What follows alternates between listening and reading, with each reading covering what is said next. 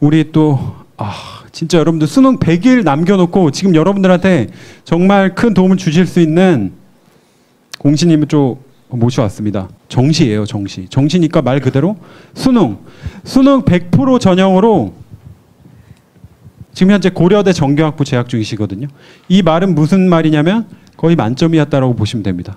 그러니까 수시가 아니라 정시, 그러니까 수능으로 대학을 가신 케이스니까 지금 수능 딱 100일 남은 이 시점에 여러분들한테 정말 큰 도움을 주실 수 있는 강연 제목은 지금까지 달려왔던 시간보다 더 중요한 D-100일 활용법 강연을 해주실 우리 신민영 공신님, 여러분 큰 박수 부탁드려요.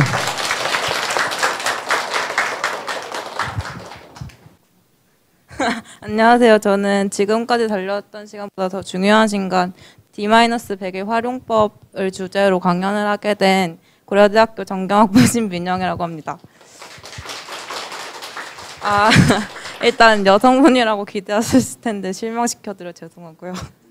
일단 저는 목차를 준비해봤는데 제가 왜 여기에 나와 있고 여러분들한테 어떤 얘기를 해주고 싶은지에 앞서서 저는 어떤 사람인지에 대해서 먼저 말씀을 드리고 그 다음에 저는 재수를 했거든요. 그래서 고3 때 저는 어땠길래 재수를 했는지, 그리고 재수 때는 어떻게 바뀌어서 제가 고대에 가게 됐는지, 그리고 재수를 하면서 어떻게 공부해야 될까, 그리고 마인드 컨트롤을 어떻게 해야 될까를 느낀 게 좀 있어요. 그래서 그거에 대해서 여러분께 말씀드리려고 왔습니다. 일단 저는 충남의 작은 시골 마을에서 태어났는데요. 아마 지역을 말씀하셔도 다 모를 것 같아서 생략했고요. 거기서 초등학교, 중학교를 나오다가 이제 고등학교는 다른 지역으로 갔어요. 근데 성적을 보시면 알겠지만 1학년 내신이 평균 4등급이었고 모의고사가 전교생이 200명 정도 됐는데 200명 좀 안 됐는데 128등을 했거든요. 근데 이게 좋은 성적은 아니잖아요. 그래서 좀 충격을 받고 이제 2학년 때 공부를 해서 성적 상승기가 2학년 때 왔어요. 생각을 했죠. 저는 재수를 안 하고 여느 사람처럼 현역 때 바로 좋은 대학교에 갈 것이다라고 생각을 하고 이제 성적이 올라서 2학년 때는 내신이 평균 3등급 정도 됐고요. 모의고사는 별로 안 올라서 그냥 중간 정도 했던 것 같아요. 그리고 이제 고3이 돼서 딱 이 시기에 D-Day 100일에 이제 수시에 집중을 할 것인가 정시에 집중을 할 것인가를 이제 선택을 하게 되잖아요. 그래서 딱 봤더니 고3 때도 내신 성적이 약간 올라서 평균 2등급이 됐어요. 그러면은 1, 2, 3학년이 계속 성적이 상승하게 된 거죠. 그래서 이거를 중점으로 맞추고 수시를 노려보겠다고 생각을 했어요. 그래서 정시보다는 수시에 집중을 하게 된 거죠. 공부는 시간을 많이 줄이다 보니까 성적이 당연히 떨어질 수밖에 없었고 뭐 자소서를 쓰는데 거의 지금 이 시기에 한 달 정도를 공부를 아예 안 하고 자소서만 썼었어요. 수시를 노린다고 했으니까. 근데 결과는 수시를 강탈했고 그리고 이제 정시는 그냥 그런 대로 나와져가지고 성적 맞춰서 제 성적에서 갈 수 있는 가장 좋은 대학교를 찾다 보니까 그게 중앙대학교에서 컷이 가장 낮은 학과였어요. 가장 낮은 학과에 추합으로 붙었거든요.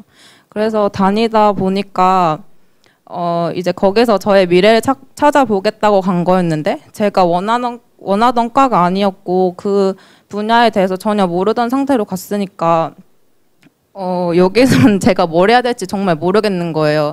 그래서 1학기 때 중앙대를 포기하고 저는 저에게 맞는 제가 원하는 공부를 하겠다라고 결심을 하고 이제 반수를 하러 왔어요. 그리고 반수 기간을 거쳐서 고려대학교에 입학을 했습니다. 고3 때 저는 어땠냐면 딱 이 시기예요. 이 시기가 제가 재수를 하게 된 가장 큰 원인이라고 생각하거든요. 고3 때 일단 이 시기에 수능을 실감하게 되겠죠. 이제 오늘만 지나면 2자릿수로 떨어지는 거잖아요. 그래서 되게 많이 와닿았고 그다음에 문제풀이 위주의 공부를 했어요. 이게 되게 하지 말라고 하는 건데 제가 왜 이렇게 했었냐면은 처음에 이제 개념이 있고 개념을 이용해서 문제를 풀게 되잖아요. 근데 개념은 알 것 같은데 자꾸 문제를 틀리는 거예요. 그러면은 문제는 개념을 문제에 적용시키는 과정 아니면 문제를 푸는 과정이 있을 거 아니에요. 그걸 찾으려면 개념을 공부해서는 안 되죠. 문제를 어떻게 푸는지 알아야 되니까 문제풀이를 많이 했던 거예요. 거기서 뭐가 잘못됐는지 알아보기 위해서. 근데 이게 성적이 좀 낮을 때는 도움이 많이 됐어요. 그래서 성적 상승기를 거쳤던 건데 그 성적 상승기를 거쳤다는 그 효과를 봤으니까 이제 고3 때 D-Day 100일이 남았음에도 불구하고 계속 문제만 풀었던 거죠. 그리고 자소서 아까도 말했다시피 이 중요한 시기 중에 한 달을 거의 100일 중에 30일 정도를 자소서에만 투자했어요. 진짜 공부를 1도 안 하고 자소서만 썼어요. 하루 종일.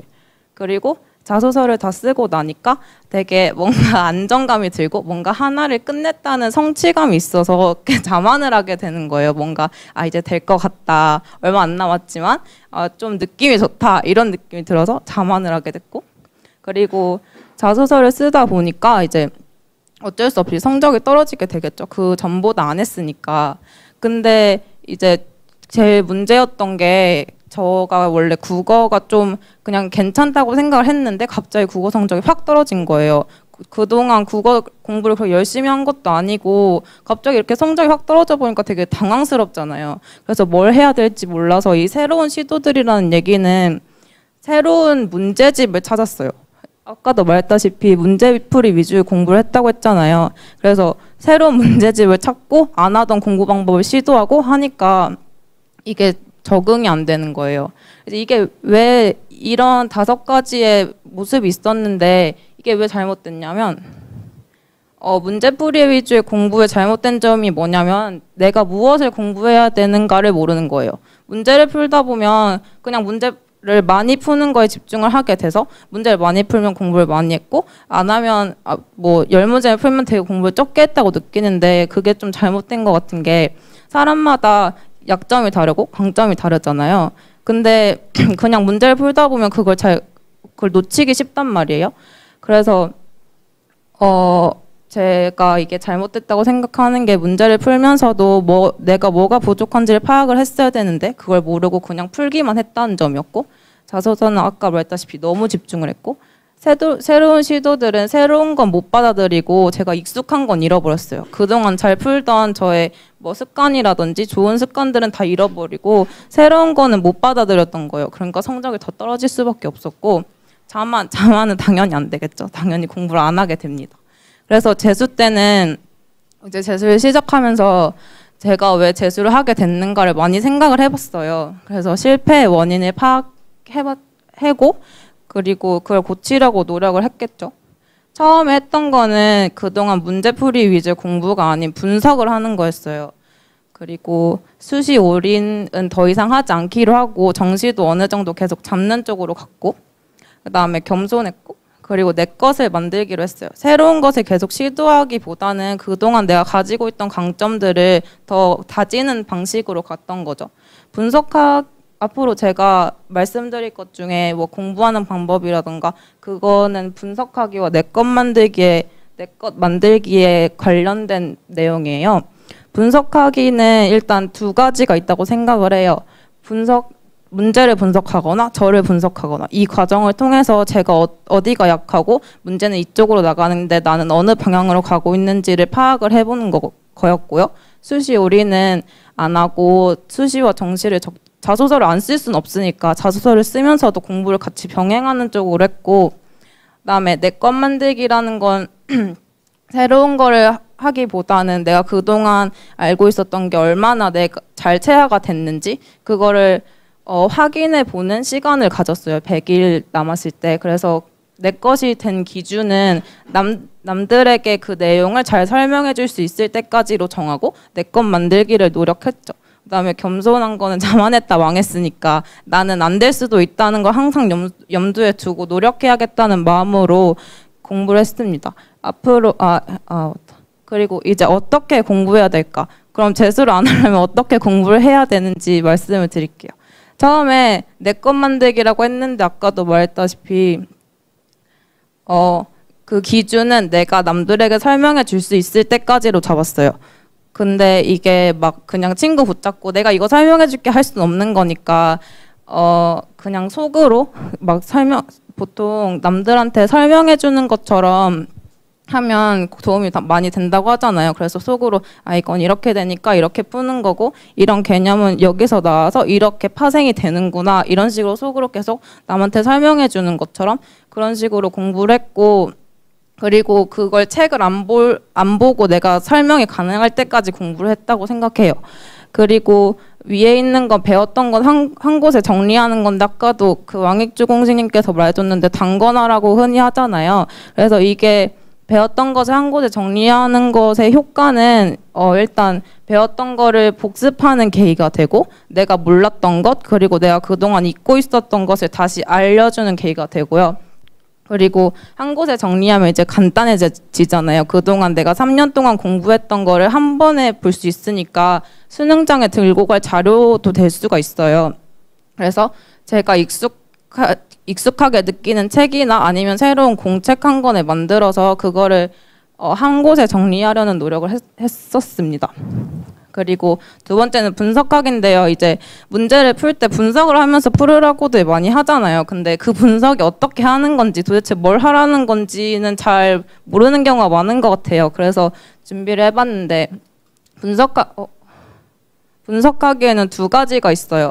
문제를 분석하는 것과 나를 분석하는 게 있는데 왜 이 두 가지를 분석을 해야 되냐면 문제를 분석하는 거는 내가 풀 문제들이 어떤 방향으로 나오는지 앞으로 평가원은 나한테 무엇을 물어볼 것인지를 알려주는 데 도움이 돼요. 그래서 이 문제라는 건 구체적으로 여러 문제집들도 도움이 될 수 있겠지만 우리가 결국 풀려고 하는 건 평가원에서 낸 문제이기 때문에 평가원 기출문제를 중심으로 했고요. 6월, 9월, 11월 최근 3에서 5개년 정도의 문제를 쫙 보다 보면 그 경향이랑 문제 스타일이랑 이 평가원이 나를 어떻게 오답에 빠뜨리려고 하는지 나는 그 안에서 어떻게 답을 찾아야 되는지를 볼 수가 있어요. 예시를 하나 갖고 왔는데 이건 수학인데요. 2013학년도 11월에 본 문제인데 보면 물어보는 건 점의 개수고 뭐 로그 함수와 2의 x승 이런 게 나와 있어요. 되게 어려워 보이는 거. 그리고 2014년 11월에도 보면 4의 x승 이런 거 나와 있고 결국 구하려는 거는 a의 개수예요. 개수를 구하라는 거죠. 저 조건에 만족하는. 그리고 2015년 11월 제가 본 수능에서도 마찬가지로 여기 뭐 이런 조건이 있고 이런 조건에 만족하는 점의 개수를 구하라고 했고 이번에 2016학년도 6월 모의고사에서도 보면 뭐 저거를 만족하는 개수가 되는 자연수 값을 찾으라고 했잖아요. 이 문제들의 경향을 보면 전체적으로 개수, 이 조건에 만족하는 개수를 찾으라는 걸 알 수가 있어요.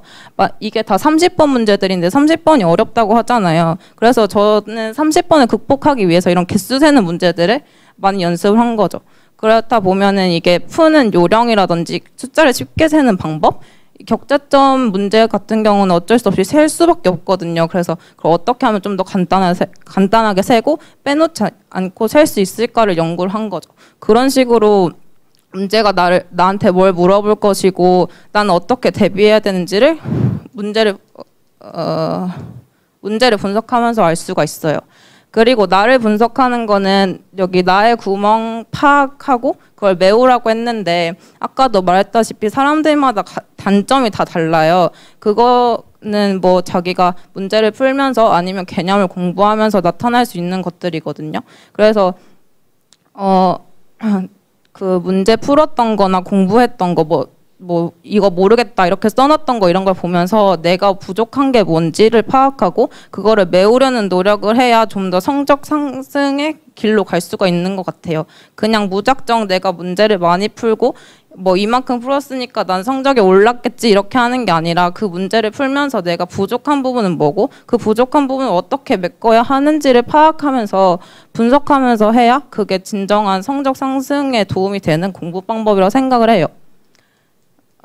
그리고 이제 마지막으로 마인드 컨트롤에 대한 얘기인데요. 이건 수능 100일 남았다고 해서 이제 많이 불안해할 고3들을 위해 써본 건데 공부하기 싫은 여러분들을 위한 마인드 컨트롤 꿀팁이라고 써놨어요. 제가 공부하기 싫을 때가 되게 많았는데 거의 매일매일 공부가 하기 싫었고, 저는 또 그 수험 기간을 2년 동안 거치다 보니까 특히 재수 때는 공부하기가 정말 너무너무 싫더라고요. 그래서 그럴 때마다 그래도 해야 하긴 하는데 너무 하기 싫으니까 어떻게 해야 될까라고 생각을 하다가, 이런 생각을 하면 제가 다시 마음을 잡고 공부를 하게 되는구나를 깨달은 거예요. 첫 번째로 했던 게 미래의 내 모습 그려보기인데 되게 뭐 거창하게 느껴질 수도 있겠지만, 뭐 내가 무엇이 되고 싶다, 그래서 공부를 해야 된다, 이런 게 아니라 여기 예시가 있는데 2016년 8월에 내 모습은 어떨까, 지금 수험생활이라면 내년에 내 모습은 어떨까 생각해 보는 거예요. 이게 제가 포스트잇에 써놓은 게 있었는데 그걸 너무 창피해서 찢어버리는 바람이 없는데, 제가 써놨던 게 2015년 8월의 내 모습은 유럽 여행 중이고 다이어트에 성공했고 남자친구가 있고 그리고 여행 중이다, 이렇게 써놨는데 그게 유출이 되는 바람에 제가 유럽 여행 못 갔거든요. 돈이 없어가지고. 그래서 친구들이 너 지금 유럽 여행 가 있어야 되는 거 아니냐면서 놀렸는데, 이렇게 생각을 하다 보니까 아, 저걸 하려면 내가 지금 공부를 해야겠구나라는 생각이 자꾸 드는 거예요. 내년에 놀라면 지금 공부를 해야 된다, 뭐 이런 생각이었던 거죠. 그리고 이것도 안 된다 싶으면은 내가 공부하는 이유를 생각해 봤어요. 보통 공부하는 이유가 꿈을 위해 노력하는 과정이거나 아니면은 꿈을 찾기 위해라고 생각을 해요. 꿈이 있으면 그걸 이루기 위해서 당연히 공부를 해야겠죠, 그에 맞는. 근데 꿈이 없는 학생들이 되게 많다고 생각해요. 저도 마찬가지로 수험생활 때 꿈이 없었는데 그러면 뭔가 뭐 목표의식도 없고 뭘 해야겠다는 성취감도 없잖아요. 내가 뭘 했을 때 이게 돌아오는 게 있어야 되는데, 꿈에 한 발짝 가까워져야 되는데, 그럴 때마다 어떻게 생각을 했냐면 미래에 분명히 제가 하고 싶은 게 생길 거란 말이에요. 근데 그때 내가 만약에 성적이 안 나와서 그걸 못 해요. 그럼 되게 억울하잖아요. 난 드디어 내가 하고 싶은 걸 찾았는데 근데 내가 어릴 때 공부를 안 한 게 나의 걸림돌이 돼. 그럼 안 되잖아요. 그러니까 내가 미래에 하고 싶은 게 생겼을 때 거기에 걸림돌이 되지 않기 위해서 공부를 했던 것 같아요. 그리고 저는 아까도 말했다시피 중앙대를 갔다가 이제 저에게 맞는 과를 찾으려고 나왔기 때문에 거기를 다시 돌아가면 저에게 안 맞는 공부를 한 번 더 하게 되는 거잖아요. 이제 빼도 박도 못하게 기회도 없이. 그래서 저는 더 이렇게 공부를 해야 된다고 생각을 했던 것 같아요. 그리고 마지막으로 이제 나를 응원해주는 사람들을 생각하는 건데, 이거 공부하다가 특히 재수나 인수를 하다가 이런 생각을 하면 되게 울컥해요. 막 엄마 생각하고 아빠 생각하고 뭐 나 응원해주는 친구들 생각하고 뭐 친척들도 있겠고 선생님도 있겠고 여러분들이 있을 거예요. 그 학생들을 응원해주는. 그러면은 내가 그 사람들을 실망시키지 말아야겠다는 생각, 그리고 그 사람들이 나로 인해서 뭐 기쁨을 느끼게 하겠다는 생각, 그런 생각들을 하면은 내가 지금 공부를 안 하면 그 사람들을 실망시키게 되고, 그 사람들을 실망시키면 나 자신도 슬프게 될 거 아니에요. 그런 생각을 하면서 공부를 계속 뭐 이렇게 해나갔던 것 같아요. 이렇게 마인드 컨트롤 하면 저 같은 경우는 좀 힘들 때마다 이런 생각들을 하면서 딱히 그런 깊은 슬럼프 없이 수험생활 2년을 견뎌냈던 것 같거든요. 그래서 만약에 공부가 너무 하기 싫거나 지금 좀 흔들리는 학생들이 있으면 이런 생각들을 하면서 좀 버텨냈으면 좋겠다는 생각을 했어요. 제가 준비한 내용은 여기까지인데요. 제가 말하는 게 그 왕익수 공주님이랑 겹치는 거나 좀 충돌되는 부분이 좀 있었을지 모르겠지만 겹치는 부분이 되게 많다고 생각을 해요. 그만큼 뭔가 뭐 중요한 내용이라고 말해도 되겠죠. 지금까지 말했던 내용이 여러분께 도움이 됐으면 좋겠고, 저는 이만 발표를 마치겠습니다. 감사합니다.